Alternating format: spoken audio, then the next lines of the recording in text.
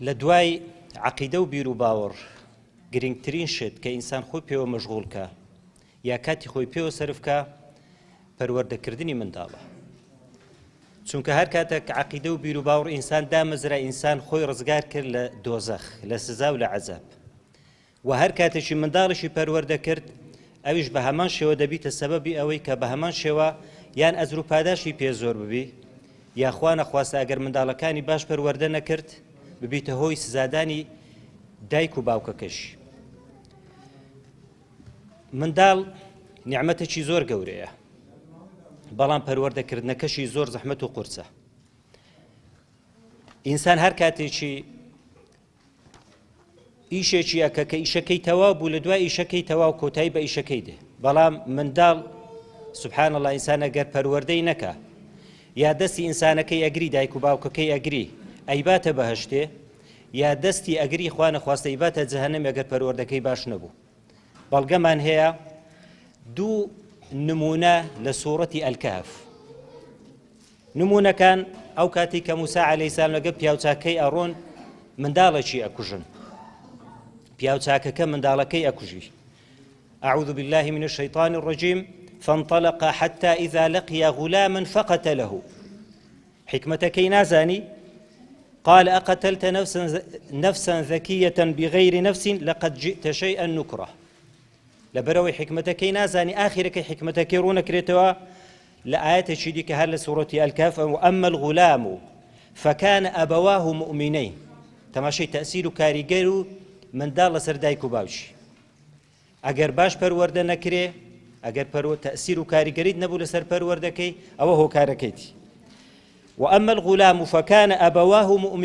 مؤمنين فخشينا أن يرهقهما طغيانا وكفرا. ئەگەر منداڵەکە نەکوژرا بە لە کۆتاییەکەی گوناح و سەرپێچی ئەکرد ئەبۆ هۆی ئەوەی داک و بابی سزا بدرێت. هەم لە سوورەتی کەهف بە هەمان شێوە ئەفەرمی خوای گەورە سبحانه وتعالى فانطلق حتى إذا ئەتەیە باسی گوندەکەیە کە دوور و درێژی ناکەم داوایان لێ ئەکەن کە میوانداریان بکەن میوانداری ناکەن. دوای پیاوچاکاڵێ بە ئەو خان و ڕووخاوی چاپ بکەینەوە ئەشەڵێ میوانداری مەیان نەکرد و خانەکەی چاپ بکەینەوە. حکمتەکەی نازانی حکمتەکەش. وأما الجدار فكان لغلامين يتيمين. ئیدوو منداڵی یەتیمە في المدينة وكان تحته كنز لهما. لآخر فرمي وكان أبوهما صالحا. كواتا خوش ويستان گرنجي بابتي ما لويا من دال وازت لينايني يا دست أجريلو بهشته يا أخوانا خواسدت دست أجريلو جهنمه. كواتا أو بابتي من باسي أكين باشي ويك عقيدة وبيرو باوري خدا مزرا گرنگترين شد كبي وخريق بين پروردەکردنی منداڵەکانی خۆمانە. ئەمە نەوشۆکە ئینشاءڵڵا کۆمەڵە خاڵێکی باسەکەم ئەگەر منداڵک مخالفەی کرد سەرپێچی کرد گوناح و تاوانی کرد ئایا ئەمن چ بکەم هەتاوەکو ڕاستی بکەمەوە یا چارەسەری ئەو مخالفەی کە کردیت یان ئەو سەرپێچەی کە کردیتی بیکەم. لەکن ئەمە هەر کاتێکی منداڵ مخالفەی کرد مەرحەلە و قۆناغی یەکەم شەق و لێدانە. ئایا شەریعەتی ئیسلام هەڵە ڕاستکردنەوەی منداڵەکان یان ڕاستکردنەوەی هەڵەی منداڵەکان بە چ شێوازەکێکە؟ ڕێزبەندی هەیە پلەبەندی هەیە. هەر کاتێکی منداڵ مخالفەی کرد سەرپێچی کرد دەبی بەو ڕێزبەندەیدا بڕۆین ئەو کاتی ئەتوانین تەئسیر و کاریگەری لەسەر بکەین بە پێ و فەرمودانەیان و ئەو ئاەتانەی کە ئێستا لە خزمەتی داین و باسەکەین. ئیمامی غەزالی قسەشی زۆر جوانەکە دەفەرمێت كما أن الطبيب لا يجوز أن يعالج المرضى بعلاج واحد. دەڵێ دکتۆر دروست نییە بێک تاکە عیلاج نخۆشەکەی چارەسەر بکە. هۆکارەکەی چیا؟ دەڵێ لە بەرەی زەرەری پێگەینی. وكذلك المربي أو كسي كبروردي من ذلكاني شيئك لا يجوز أن يعالج مشاكل الأولاد ويقوم إعوجاجهم بعلاج واحد. أو يشبه ما شو ناكري يكري جاي بكاربين هتاوكو أو سربيتي ككريت سار سربكي لبرتيا چونکە لەوانەیە یەک ڕێگا بەکارهێنان زەرەری لێ بدە قازانجی پێ نەگەینی. جا ئایا ئەگەر مخالفەی کرد منداڵک سەرپێچی کرد مخالفەی کرد کو بتوانین چارەسەری بکەین؟ یەکەمینیان بەو ڕێزبەندەیدا ئەڕۆین. یەکەمین جار ئاڕاستەکردن و نەسیحەتکردنە، تەوجیهکردنە بە نەسیحەت و ئامۆژگاری. فەرموودەشی زۆر خۆش هەیە هەمومان گوێمان لێ بۆ، بەڵام زارش کە گوێ لێ بگرینەوە استفادەی لێەکەین. ئیمامی مسلم و بوخاری فەرموودەکەی ڕوایەتەکان دەفەرمێت عن عمرو بن أبي سلمة عن عمر بن أبي سلمة قال كنت غلاما في حجر رسول الله صلى الله عليه وسلم. حجر يعني لجير رعاية وساوديري في غنبري بهم عليه الصلاة والسلام خزمة كاربو. وكانت يدي تطيش في الصفحة يعني يدي تطيش في الصحفة. وقتی خواردن دات بە کەیفی خۆم لە هەموو شوێنان دەستم درێژە کرد و خواردنەکەم وەرەگرت بەبێ ئەوەی لە لای خۆم بخۆم. پێغەمبەر عەلەیهی سەڵات وەسەلام نەسیحەت و ئامۆژگاری کرد. فقال لي رسول الله صلى الله عليه وسلم پێغەمبەر پێی فەرمووم يا غلام سم الله وكل مما يكل وكل مما يليك وكل بيمينك. نەسیحەت و ئامۆژگاری سێ نەسیحەت و ئامۆژگاری زۆر جوان بە حەیات و ژیانی خۆم لە بیرم نەچوو. ئەی غولامەوە نەسیحەت و ئامۆژگاری مەرحەلە و قۆناغی یەکەم دەبێت بە نەسیحەت و ئامۆژگاری ئەی کوڕە جوانەکە غولامیش فەرقی هەیە لەگە مستەڵەحات و زاراوەشکەی بەکاری بن یعنی کوڕە شیرینەکە کوڕە باشەکە. ئەگەر خواردت سەمی الله یەکەم جار بسم الله بکە. دوایەکە فەرمووی وەکول بیەمینێک ئەگەر خواردیشت بەدەستە ڕاستی بخۆ وەکول مما یەلیک ئەوەی لە لای خۆشت بخۆ. والله ئەعلەم ئەو کوڕە گەنجە ئەو کوڕە لاوە هەموو عیبەکانی تێدا هەبووە. یەک بسم الله نەکردیە و بەدەستە ڕاستیشی نەخواردیە و لە لای خۆشی خواردن نەخواردیە. پێغەمبەر عەلەیهی سەڵات وەسەلام تەماشای کردی قاعیدە سابتی کرد یا غولام سەمی الله بسم الله بکە وەکول مما یەلیک وەکول بیەمینیک. هەرسێ ئامۆژگاری بە ئامۆژگاریەکی زۆر جوان کوڕەکە قەناعەتی کرد و دەڵێ ئێستاش لەگەدا بیانی تەپاشی تەمەنی زۆر گەورەش هەر لە یادی نەچوو بۆ سونەتێکی شلۆمە کە لەسەری بڕۆین. کەواتە مەرحەلە و قۆناغی یەکەم ئەگەر منداڵ سەرپێچی کرد تەوجیهکردن و ئاڕاستەکردن و ئامۆژگاریکردنە. خاڵی دووەم دەبێ مڵاتەفەی تێدابی نەرمونیانی تێدابی ئاڕاستەکردن و تەوجیه تێدابی و باسمان کرد. ئەویش بە هەمان شێوە ئیمامی مسلم و بوخاری فەرموودە چێژێڕنەوە فەرموون أن رسول الله صلى الله عليه وسلم أتى بشراب فشرب منه.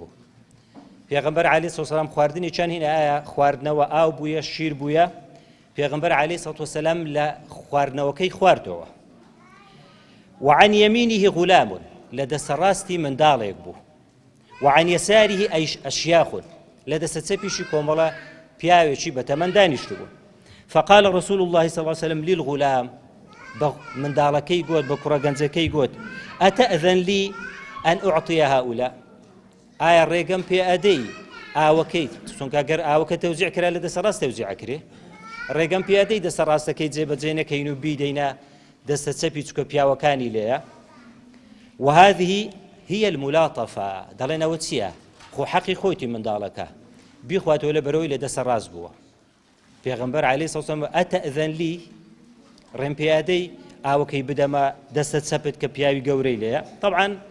منداڵەکە قبوڵی ناکارێ لەبەرەوەی هەتاوەکو تەبەڕوکەکە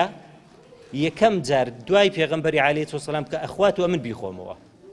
بەڵام پێغەمبەر مەبەستمان چییە لەوەی زۆر بە نەرمونیاری و لەسەرە خۆی. جا لێرە پێم خۆشە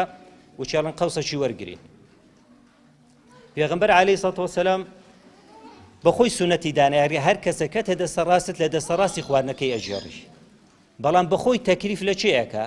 لە منداڵەکەیەکە ئاڵێ ئەگەر لە دەستە ڕاستی تەوزیع نەکەین بیکەینە دەستە چەپ لە بەرەوەی کۆمەڵە پیاوێکی بەتەمەنی لێیە. دکتۆر دڵدار غەفور هەیە گوتی ڕۆژێکیان میوانمان هاتن میوانەکان دانیشتن و بابم هات سەلامی کرد. ئەو کاتی تەمەنی وچی باسیە کرد چکە من ئەو کاتی دیتم بابی لە تەمەنی 6-7 ساڵی بوو. گوتی کە سەلامی کرد و تۆقەی لەگە دوو کوڕە گەنجەکەی کرد کە ئیلتیزاماتێکی زۆر باشیان هەبوو. سەلامی کرد و گوتی دوو کوڕەکان هەڵ نەسات. گوتی بابم بەو تەمەنەی خۆی شۆڕ کردەوە تۆقەی لەگە کردن و بە خێراتنی کردم. گوتیم شەرمەزار بووم. بابیشم کە ڕۆیشتن دواتر پێی گوتم کاکە ئەوە چ ئەدەب و ئەخلاقیشیان هەبوو.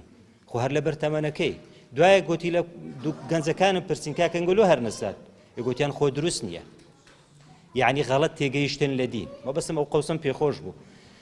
پێغەمبەر عەلەیهی سەڵات وسەلام ئەڵێ ئەگەر خۆی ئەو بەخۆی سونەتەکەی دانایە ئەگەر هاتوو لە دەستە ڕاستی تو کەسێک دانیشت خواردن دەست پێ کرد خواردنەوە بوو دەبی دەسە ڕاستەکەیتەوەکەی بەڵام ئەگەر لە دەستە چەپت کۆمەڵە کەسەشی بەتەمەن هەبوو ئەوە ئەولاترت جێبەجێ بکەیت ئەتوو هەڵنەسی لەبەرەوەی وڵات دروست نییە لەبەر پیاوێکی زۆر گەورە هەستم کەواتە خاڵی دووەم ئەوێ وڵاتەفە و نەرمونیانی تێدا بێت خاڵی سێم دەڵێ ئەو جارەی ئاماژە پێکردنە ئەو جارەی بەکردەوە گۆڕینی گوناح و تاوانەکەیە ئەویشیان بە هەمان شێوە فەرمودێکی زۆر خۆش هەیە پێغەمبەر عەلەیهی سەڵات وسەلام ئیمامی بوخاری ڕیوایەتەکە لە ئیبن عەباسی ئەفەرمی كان الفضل رديف رسول الله صلى الله عليه وسلم فضل دەڵێ لە پشت پێغەمبەری سوار ببوو جا ئایا ئەسب بووە هەر شتێکی دیکە بووە فجاءت امرأة ئافرەتێک هات من خثعم دیارە قەبیلە و عەشیرەتەکەی بووە فجعل الفضل ينظر إليها فضل بە هەردوو چاوانی تەماشا ئافرەتەکەی کرد وتنظر إليه ئافرەتەکەش تەماشا فضل کرد فضل ئەو سەحابەیە لە پشت پێغەمبەری سوار بوو عليه الصلاة والسلام وجعل رسول الله صلى الله عليه وسلم يصرف وجه الفضل إلى الشق الآخر يكسر دمتاوي فضلي وهل يكرقوتي فضل تماشي مكة تماشى أفرتكي مكة إيدي أفرتكي لي برسي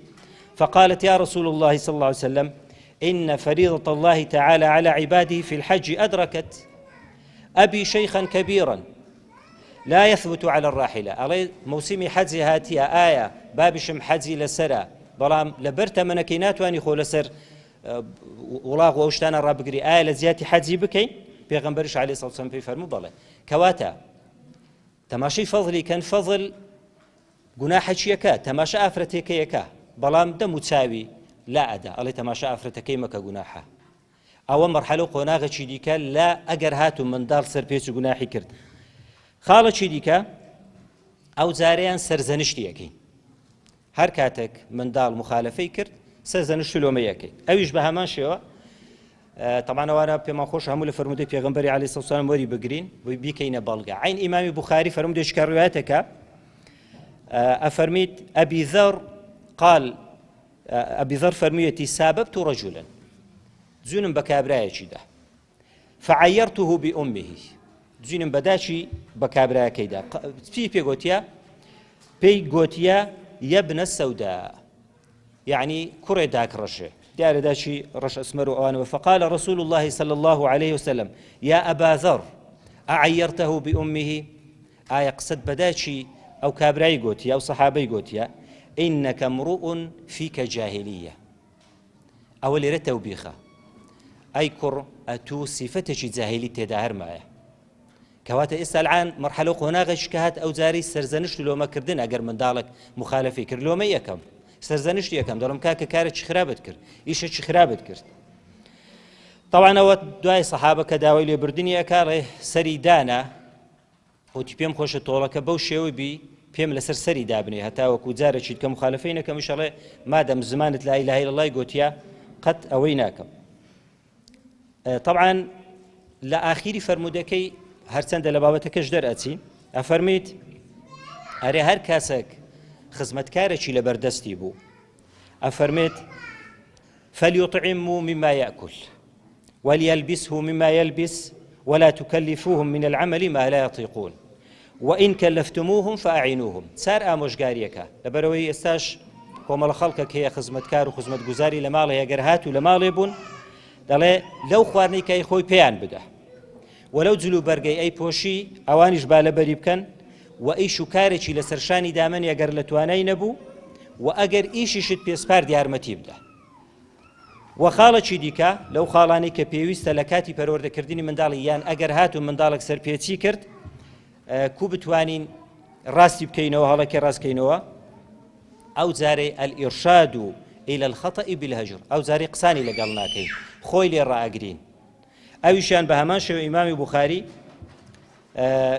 لا أبي سعيد الخدري روايتك أفرمت نهى رسول الله صلى الله عليه وسلم عن الخذف پیغمبر عليه الصلاة والسلام نهي كرديا كإنسان پێشە مزگەوت کوو بۆ مافروشتی لێ نەبووە وردە بەردی لێ بووینە جاریەوە بۆ لەناو مزگەوتێ شەڕەبەردیان کردیە شەڕەبەردەکە کوو بووە یان بە پەنجەی شایەتمانی یان بە پەنجەی گەورە بەردیان لە یەکتری گرتیە پیغمبر عليه الصلاة والسلام في فرمون نهى عن الخذف نەهی لێکردە ئینسان بەردی لە یەکتری بگری لەسەر پەنجەی دانێت و باوێ. وقال إنه لبرتي حكمتك باسكا أفرمي قال إنه لا يقتل الصيد خونا راوي بيناكري ونيا ولا يتكئ العدو ونتواني زفرج بدجمني بي يعني زرر لدجمني بدي وإنه يفقأ العين ويكسر السان يان ساوي كوراكا يا دداني الشيني لبر هندي درسني إنسان بردي باوي تيكتري ولا رواية شيديكا بهمان شوا أن مغفل خذف فنهاه يك لخزمكاني مغفلي بمغفلي قوت مغفل أو بردان ماوي أريد سنزار دوباري كردو بلام هر بردوان بولسر برهايوش نكي أوش قوتي قصة لقناكم يان لرداوة شديكا كرداوي تبوشي فيها قوتري وعلى الثلاثة الذين خلفوا يك لوانا كعبي كري مالك بو خوا فرماني كرد كبتن زنجي تبوك بلام يك لواني كدوا كوت كعبي كري مالك بو دەڵێ ئاەت دابەزی کە پێغەمبەر عەلەیهی سەڵام فەرمانی کرد کە قسە لەگەوانە نەکرێت ئەرێش ژماردم 50 شەو ڕۆژ قسەیان لەگەمە نەکرد لەبەرەوەی لە جەنگەکەی دواکەتین کەواتە ئەوە بەڵگەنە لەسەر ئەوە ئەگەر منداڵێک گوناح و سەرپێچێکی کرد لادانێکی کرد مەرحەلە و قۆناغێکیکە ئەوێ ئەو جارەی خۆی لێ ڕاگرم ئایا خۆڕاگرتنەکە چەندە باسەکەن دەکەڵێن هەتاوەکو 50 شەو ڕۆژیش ئەکرێ بەڵام ئەسەحەکە ئەوێ لە 3 شەو ڕۆژی زیاتر نابێت چونکە فرمودەکەی صحیحە دەڵێن ئەوەی دیکە کە لە ئاەتەکەی باس کرایە تایبەتە بە پێغەمبەری عەلەیهی سەڵات وەسەلام جاری وایە چەند سەعاتەکە جاری وایە شەو ڕۆژەکە ئەتوانی بە خۆڕاگرتنەکە قسە نەکردنەکە ئەتوانی منداڵەکەی بینەوە سەر یان ئەو مخالەفەی کە کردیتی بینەوە سەر سەوابەکەی ئەو جارەی مەبەستم خاڵی کۆتاییە ئەوانت کە بە پەلە ڕۆیشتم خاڵێکی دیکە ئەو جارەگەر منداڵ هەر ڕاوەنەستە ئەتوانین لێی بدەین لەبەر چییە ئەوە لە دەستی مامۆسایە توانی قاوی بدە ئەویش لەو فەرمودەی کە ئیمامی ئەبوو داود و حاکم ڕیواتیان کردووە دەڵێ مروا ئەولادەکم بالصلاة وهم أبناء 7 سنين ل7 ساڵی فەرمانیان پێ بکە بانوێژێ بکەن واضربوهم عليها وهم أبناء 10 ل10 ساڵی لێیاندن وفرقوا بينهم في المضاجع جێی کچ و کوڕەکانیش لەکتری جیا بکەنەوە زۆر کەس ئەوەی کردیتە بەڵگە جا بەڵگەکە چییە ئەمە تەماشەی چەند خۆناغم ژماردنە 5 خۆناغم ژماردن ئەوە هێشتا لێدان نەهاتیە وەنیا یەکەم جار نەسیحەت و ئامۆژگار یەکەم دوایە بە نەرم و نیانیت معاملەی لەگاکەم دوایە کە هاوچی ئەو سەحابەی دەموچاوەکەی لادا گوتی گوناح و تاوانی مەکە ئەو جاری سەرزەنش یەکەم ئەو جارەی خۆی لێ ڕائەگرم مەرحەلە و قۆناغی شەشەم لێدان دێت ئەو کاتێویش ئەفەرمێت لە 10 ساڵی لێیان بدەن دەسەدەی نەسەری و باسی ئەکەین تەماشەی هەر کاتێکی ئینسان ئەگەر لە منداڵی خۆیدا زانایان قسەی زۆر جوانەکەن دەڵێن لە تەمەنی 7 ساڵی هەتاوەکو 10 ساڵی چەند ساڵەکە دەڵێ لە 7 ساڵی فەرمانیان پێ بکەن لە 10 ساڵی لێیاندن چەند ساڵەکە 3 وەنیە طبعا لەوە باسی نوێژەشەکە هەر ساڵ چەند ڕۆژە 360 360 چی لێ بکەین فی چەندی بکەین 3 جارانی 360 یەکەین ئەکاتە 1080 ڕۆژ دوایەکە هەر ڕۆژەشی 5 فەرزی تێدایە دەبی هەموو فەرزان کوڕم کچم هەستە نوێژێ بکە ئەو جارەی 5 جارانی 1080 یەکەین ئەکاتە 5400 پاشی 3 ساڵ و 5400 5,000 کەشی لێتەرەکە بیکە 1000 جاری دەبی پێی بڕێ کوڕم کچمە تو نوێژت نەکردێ لە نوێژەکانی کەمتر خەمی پاشی هێنجی لێدەی لێدانەکەش دێم باسەکەم ئایا لێدانەکە دەبی چەند شەرت و مەرجی تێدا بن ئەو کاتی لێدانەکەی بەکاربینێت چونکە بەشی زۆربەی زانایان ئەڵێن پێشی 10 ساڵی مەمنوعە لە منداڵی بدرێ لۆ بەڵگەیان ئەو فەرمودەی پێغەمبەری عەلەیهی سەڵات وەسەلام دەڵێ پێغەمبەر فەرمانی کردێ لە 10 ساڵی لێیاندەن یعنی لە پێش 10 ساڵی لێدان نییە لە 10 ساڵێکە شەگەر لێ بدەی دەڵێ ئەو شەرت و مەرجانە هەیە کە دەبی جێبەجێ بکرێن لە کاتی لێدانەکەی یەکەمینیان پاشی ئەو کاتی لێدرێ ئەگەر هەموو وەسایلەکانمان بەکارهێنن ئەو 6 وەسایلانی پێشتری باسم کردن هەمووی بەکاردێنین ئەگەر ئیسیفادەی نەبوو ئەو کاتی لێدانەکە بەکاردێ خاڵەکی دیکە ئەگەر ئینسان زۆری تووڕە بوو نابی لێ بدە چونکە تووڕە بووی هەموو تووڕەکەیەک لەسەری وشێرێنێت زامی غەزەبی خۆت لەسەری ئەڕێژی جاری وای سقەت یەکەی دەبی غەزەبەکەت لەبەرەوەی ئەدەبە لێدانەکەت چیە لێدانی تەئدیبە ئەتومە بەسێت ئەوەیە فێرە ئەدەبیکەی نەک بچی تەعزیبی بدەی پاشەوەی تووڕەکە نەما ئەجا ئەو کاتی دەبی بچی لێ بدەی خاڵەکی دیکە نابی لەو شوێنانەی بدەی کە نەهی لێکرایە بەداپی پێغەمبەر عەلەیهی سەڵات وەسەلام باسی وەجهی کردیە دەڵێ ئەگەر لێشتدا نابی لە دەم و چاوانی دەی و ئەو ماوەستا بەڕێزێک کە لەو کتابەی باسەکە دەڵێ نابی لە زگ و پشتیشی بدەی لۆ چونکە هەموو دکتۆرەکان متفقن لەسەر ئەوەی کە ئینسان ئەگەر لە زگی منداڵدا لە پشتیدا زەرەری پێگەنی پێغەمبەریشە فەرمیت عەلەیهی سەڵات وەسەلام لا ضەرەر ولا ضیرەر خاڵەکی دیکە دەبی لێدانی یەکەم نابی لێدانێکی زۆر ئازار بەخش بی یەکەم زەر دەبی تۆزی لێدا بکتی یعنی بەس هەز بکە بابی تووڕێدا چێ تووڕێ تۆزی لێدا بکتی کەنجی لێدانەکە بە قوترەکەی ئەگەر زانیت هەر ئیسیفادەی نەبوو مەرحەلە قۆناغەکانی نەرمونیانی و نسیحەت و ئامۆژگاریت هەموو بەکاری نە جارێکیشی لێدا زۆر بە لەسەرە خۆی دووەم جار هێدی مەرحەلە قۆناغەکانت چێ پێش ئەو خاڵی کە تازە باسم کرد لە پێش 10 ساڵی نابی لێ بدرێت چونکە فەرمودەکەیان کردیتە بەڵگا وەضریبوهم وهم ئەبناء عەشر خاڵێکی دیکە ئەو جارەیان ئەگەر منداڵ غەڵەتی کرد پێشی لێدانەکەی ئەتوانی کەسێکی گازکەی بڵێ وەڵڵاهی بێ سولحێکی لە بینی من و منداڵی من کەی زۆر باشە ئەزانێ من زۆری تووڕەمە وەلێشی ئەدەم بەڵام ئەگەر بچی وعدێکی لێ وەربگری بڵێ کاکە ئەگەر ئەو جارێ من دێمە بینینگۆ وعدەی لە بابت وەرەگرم ئەو جارەی لێت نادە بەڵام ئەگەر دووبارەی نەکەیەوە ئەوەش بەکاردێنی ئەو جارەیان نابی لێدانی بە کەسێکە بسپێری بڵێ کوڕم مەوە مخالەفەی کرد بەس بە برا گەورەی بڵێ بڕۆ لێیدا ئەو برا گەورەی لەوانەیە شتێکیان لە بینی هەبوو بی لە جیاتی تۆڕەی بابی ئیخۆشی لەسە دەرەکە ئەو جارەیان هەموو خاڵانی کە باسم کرد دووبارە تاکید لەوەیە کەمەوە کە باسم کرد زانە بە تایبەتی ئەو ماوەستا بەڕێزەی شەڵا ئاماژەی بە کتابەکەشەکەم دەڵێ نابی لە پێشی 10 ساڵی لێ بدرێ لە 10 ساڵی لێ درێ هەموو مەرحەلە قۆناغانی کە باسیشمان کرد ئەوەیە جا لە کۆتاییەکەی لۆی درێژی نەکەمەوە ئەو کتابەی تقریبا 6 کتابم لەسەر پەروەردەی منداڵان متابعە کردیە بەڵام ئەو کتابەی تربیەت الأولاد دکتۆر عەبدوڵڵا ناسر عەلوان هەزار ڕەحمەتی لێبی هیچ کتابم لەوەی باشتر نەدیتیە کتابەکە بە کوردیش هەیە بە عەرەبیش هەیە یعنی هەر کەسێک هەر داک و بابک کتابەکەی بە باشی متابعە بکە و مطالعە بکە باوەڕ بکە بەشێکی لەوەی جێبەجێ بکە توانی منداڵەکەی زۆر بە باشی پەروەردە بکە سەرم ێشاندن خی گەورە ئەجر و پاداش بداتەوە صلى الله على محمد وعلى آله وصحبه أجمعين والحمد لله رب العالمين والسلام عليكم ورحمة الله وبركاته